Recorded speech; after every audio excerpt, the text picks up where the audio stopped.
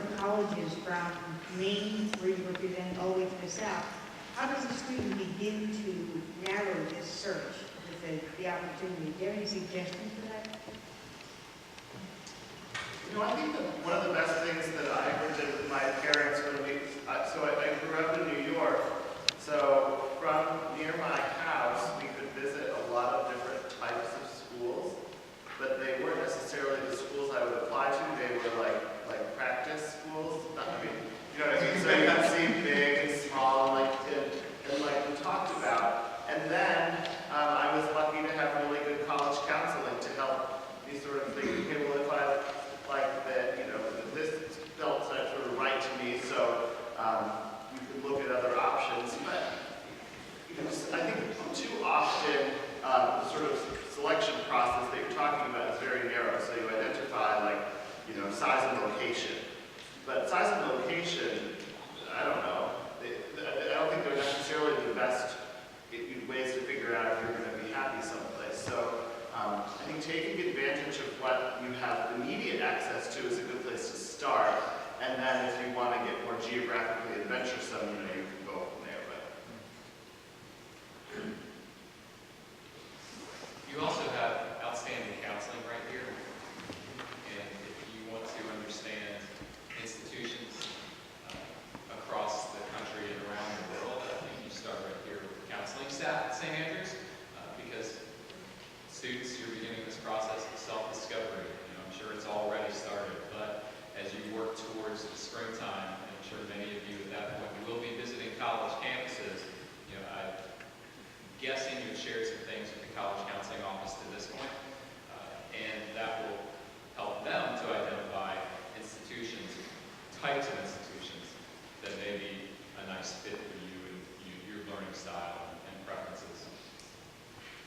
I have to say, in addition to all of that, which I all agree with, the internet is an amazing thing. You can take online tours of almost any college in the country right now. So if you're interested in places in California, but you don't really know if that's where you want to be, take the online tour, because it'll give you a sense of the campus. There are lots of colleges that have Ask a Student functions on their website where you send in emails to the students. So use technology to your advantage so that you're not flying out to California on a whim, but you still get to experience in part what's going on at those schools.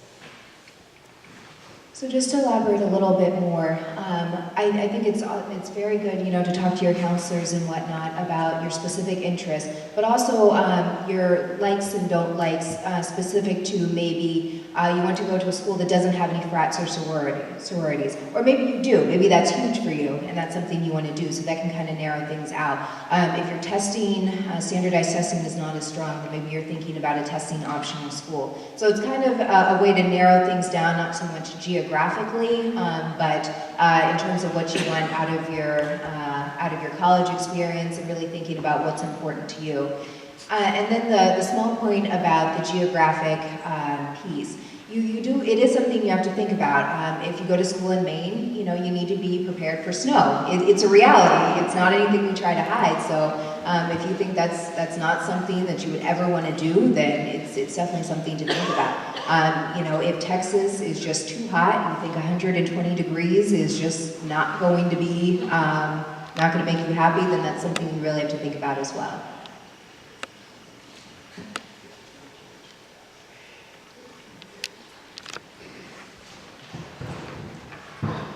I'm Luke, and what are some of the most memorable, good and bad college essays that you've read? And also, what advice can you share about writing college essays? I think I've had some doozies. I had a few actually last night when I went home and I was doing a few. I mean, an essay is personal to every single student, so obviously pick whatever is closest to you. The most memorable essays that I do read are about the students. They don't try to get too obscure and try to kind of figure out the game behind the application process and write about something that no one else will. That's a great essay, but it doesn't really tell me much about you. I want to know as much about you as I possibly can. I have read an essay all about bubbles before. We talked about what the student was going for. It was just simply about bubbles. But the best essays are when I get to learn all about you. So look at those essay topics if you're given topics, and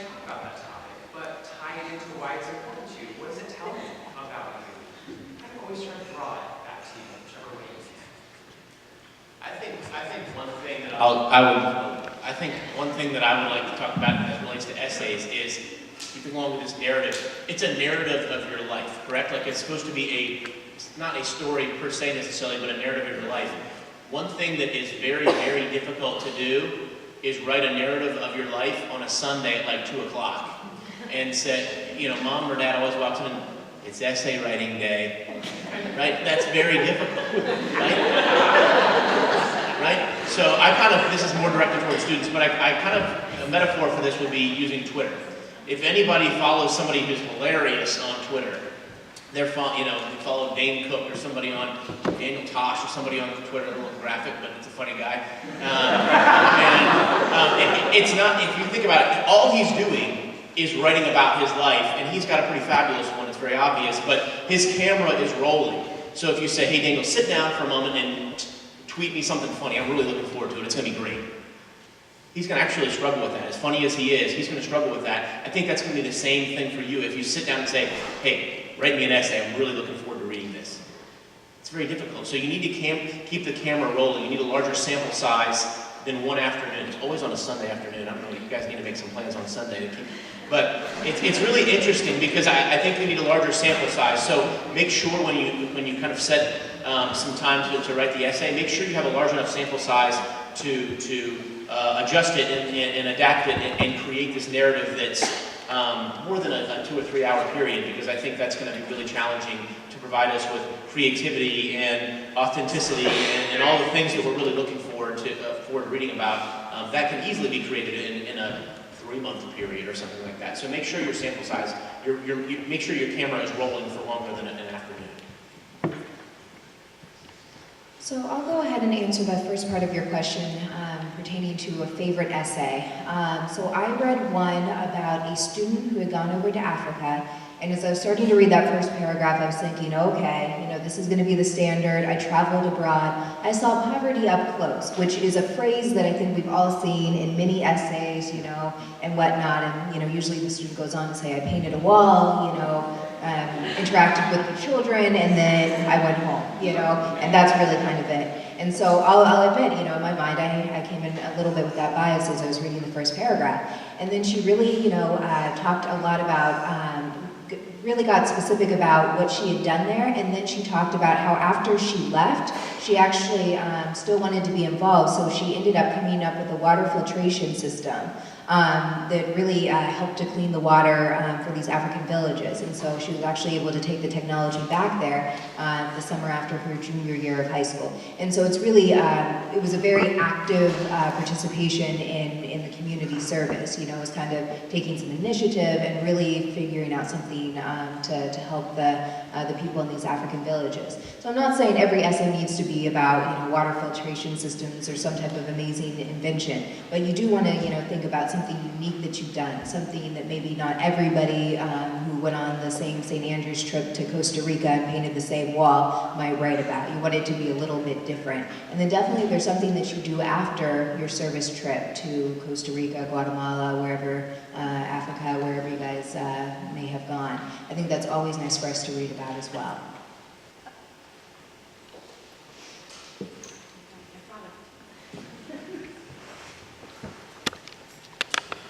What do you think about gap years? It strikes me as perhaps wrong that college is always 4 years long and it always starts at 18 and ends at 22. We didn't hear the first part of your question. Could you say that again? What do you think about gap years? Gap years. Students who do gap years tend to do very well in college. In our sort of how we pay attention to it. So it's something that we have encouraged, and we, when students are interested in it, we try to help them to find an appropriate use of their gap year, but they've generally been really positive. I would agree with that. I think we have you write an email to our dean explaining what you're going to do with your gap year, and if your plan is to sit on your parents' couch and watch the Real Housewives marathons, that's probably not a great use of your time. But if you have something really meaningful that you really want to engage with, then we're all